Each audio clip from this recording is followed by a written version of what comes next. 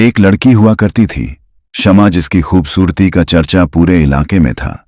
बड़ी बड़ी आंखें, घने काले बाल और चेहरे पर सूरज की पहली किरण जैसी ताजगी। मगर यह हुस्न उसके लिए रहमत से ज्यादा जहमत बन गया था। गांव के लोग उसकी खूबसूरती को उसके किरदार से जोड़कर ताने दिया करते। औरतें कहती, ऐसी लड़कियां सिर्फ कबाब देखती हैं, काम करने के लिए नहीं बनते। शामा चुपचाप सब सुनती और अपना दिल संभाल कर खेतों में काम करती। वह है अपनी बकरियां चराकर शाम को दरख्त के नीचे बैठ जाती, जहां खामोशी उसकी सबसे अच्छी सहेली थी। एक दिन जब सूरज ढल रहा था और आसमान सर्क हो चुका था, शामा ने देखा एक पुराना कुआं था जिसके किनारे अक्सर काईबिरियां चल रही थीं। शमा ने सोचा कि आज पानी खींच कर देखे, शायद वह साफ हो चुका हो। जब उसने रस्सी खींची तो बजाय पानी के एक पुराना चिराग निकला। मिट्टी में धंध हो चुका था, मगर फिर भी उसकी चमक बाकी थी। शमा ने चिराग को अपने दोपट से साफ किया और जैसे ही उसने उस पर हाथ फेरा, चिराग से एक बुलंद कामत जिन नमूद हुआ। उसकी आंखें अंगारन की तरह दहक रही थीं, मगर उसके चेहरे पर न कोई गुस्सा था न ही खुशी। एक खामोशी थी, जैसे सदियों का कोई राज हो, जिन्हें अपनी गजती हुई आवाज में कहा, आए इंसान की बेटी, तूने मुझे आजाद किया है, इसलिए मैं तुझे 5 ख्वाहिशें देने का वादा करता हूं। शामा चिराग को हाथ में थामे खामोश खड़ी थी, जैसे वक्त थम गया हो। जिनकी सरख आंखें उसके फैसले का इंतजार कर रहा था।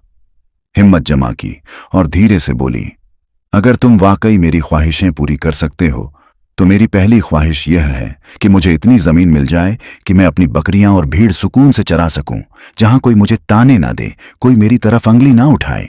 जिन्हें आंखें बंद की और एक लम्हे के लिए हुआ में सरगोशियां गूंजने लगे। फिर उसने आसमान की तरफ हाथ लंबे किया।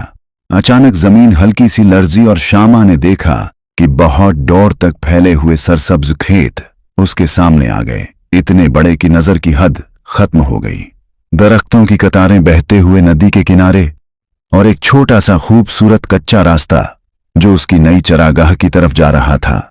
शामा की आंखों में खुशी के आंसू आ गए और जिनको शुक्रिया कहा, पहली ख्वाहिश ने उसकी जिंदगी को बदल दिया था।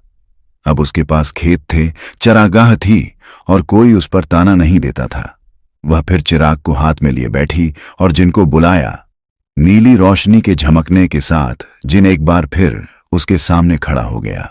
जिन्हें धीरे से कहा, बता तेरी दूसरी ख्वाहिश क्या है? शामा, मैं चाहती हूं कि मेरी बकरियां और बाहर इतनी खूबसूरत हो जाए कि पूरे गांव में उनकी मिसाल दी जाए। सब लोग मेरी मेहनत की इज्जत करें और मुझे कोई कमतर ना समझे।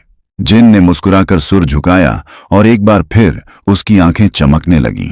उसने हाथ उठाया और अचानक शामा ने पलटकर अपनी बकरियों की तरफ देखा और वह हैरत से अपनी जगह जम गई। उसकी बिकियाओं की रोशनी फैल गई हो। अगले दिन जब गांव वालों ने यह मंजर देखा तो आंखें हैरत से फैल गईं। अब कोई शामा को कम नहीं समझता था। सब उसकी मेहनत और किस्मत के गुण गाने लगे। तीसरी ख्वाहिश क्या है? शामा ने कुछ देर सोचा, फिर धीरे से कहा, जिन तुमने मुझे खेत दिए, इज्जत दी, मगर मेरे दिल की वैरानी अब भी बाकी है। मैं चाहती हूं कि कोई ऐसा शख्स मेरी जिंदगी में आए जो मुझे समझ सके, मुझसे सच्ची मोहब्बत करे। कोई ऐसा जिसके साथ मैं अपनी जिंदगी बांट सकूं, जो मेरे ख्वाबों का हमसफर बने। उसने जमीन पर अपना हाथ मारा और एक रोशनी का तोहफा सा उठा।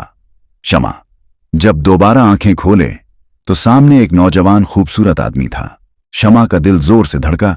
वह हैरत से उस नौजवान को देख रही थी जो बिल्कुल ख्वाबों के शहजादे जैसा लग रहा था। उसने नर्म लहजे में कहा, कौन हो तुम? नौजवान ने मुस्कुराकर जवाब दिया, मेरा नाम मुराद है, शायद तुम्हारी दुआ ने मुझे यहां बुलाया है। जिन खामोशी से खड़ा यह सब देख रहा था। जिंदगी जैसे ख्वाब बन गई थी। मुराद के आने के बाद सब कुछ बदल गया था। वो एक खामोश तबीयत, मगर उसकी बातों में एक अजीब सा सुकून था। वह अक्सर शामा के साथ खेतों में चलता, बकरियों को चारा डालता और कभी कभार दरख्त के नीचे बैठकर 2 घंटे बातें करते। मेरी चौथी ख्वाहिश यह है कि तुम मुझे मुराद का सच बताओ। वह कौन है और क्यों मेरी जिंदगी में आया है? जिन्हें एक लम्हे को आंखें बंद की और फिर उसने कहा, मुराद में तुम्हारी रूह की गहराइयों से निकला एक ख्वाब है जो अब घोषित पुस्त का इंसान बन चुका है। मगर याद रखो, जैसे ही तुम्हारी 5वीं ख्वाहिश पूरी होगी, मुराद वापस उस दुनिया में चला जाएगा जहां से वह आया है। श्यामा का दिल जैसे किसी ने मुट्ठी में ले लिया हो। उसने जिनकी तरफ देखा, आंखों में आंसू थे। क्या रास्ता नहीं है कि वह हमेशा मेरे साथ रह सके? जिन ने धीरे से सिर झुकाया, एक ही रास्ता है। अगर तुम अपनी 5वीं ख्वाहिश में उसकी हमेशा की मोहब्बत मांगो, तो शायद वह हमेशा के लिए तुम्हारे साथ रह सके। उसके दिल में तूफान था।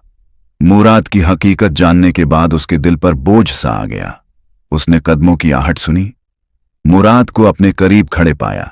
उसकी आंखों में हमेशा की तरह गहराई थी, मगर आज उन आंखों में एक सवाल भी था। मुराद ने नरमी से पूछा, तुम कुछ दिनों से परेशान लग रही हो, क्या बात है? शमा, क्या तुम्हारा यहां आना, मेरे ख्वाबों का हिस्सा बनना, यह सब एक जादू था? मुराद बोला, हां, मैं तुम्हारी ख्वाहिश का नतीजा हूं। मैं उस लम्हे वजूद में आया जब तुमने मोहब्बत की तलब की थी, मगर मैं खुद को सिर्फ एक ख्वाब नहीं मानता।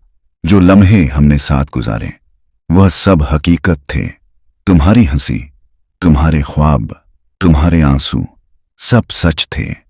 शमा के आंखों में आंसू आ गए। उसने चिराग रगड़ा और जिन बोला, शामा, क्या तुमने अपनी आखिरी ख्वाहिश का फैसला कर लिया है? शामा ने मुराद की तरफ देखा और कहा, हम हमेशा के लिए एक दूसरे के साथ रहेंगे। जिन्हें आंखें बंद की और उसने हाथ बुलंद किया और मुराद के गर्द रोशनी का एक हाला बनने लगा। शामा ने घबराकर उसका हाथ थाम लिया, मगर रोशनी बढ़ती गई, यहां तक कि पूरी दुनिया एक लम्हे के लिए रोशनी में नहा गई। जब रोशनी कम हुई तो मुराद वैसे का वैसा उसके सामने खड़ा था, लेकिन अब उसकी आंखों में एक नई रोशनी थी। उसने शमा का हाथ थामा और कहा, अब मैं हमेशा के लिए तुम्हारा हूं। शमा ने चिराग की तरफ देखा, जो अब मध्यम हो चुका था। जिन मुस्कुराकर बोला, तुमने मोहब्बत को चुना। शमा और मोहब्बत हमेशा कुर्बानी मांगती है। अब तुम्हें किसी ख्वाहिश की जरूरत नहीं, क्योंकि तुमने अपनी तकदीर खुद लिखी है। यह कहकर जिन रोशनी में तहलील हो गया और चिराग एक सादा सा यादगार बनकर रह गया। सबसे बड़ी ताकत मोहब्बत थी, जो हर जादू से ज्यादा असर रखती है।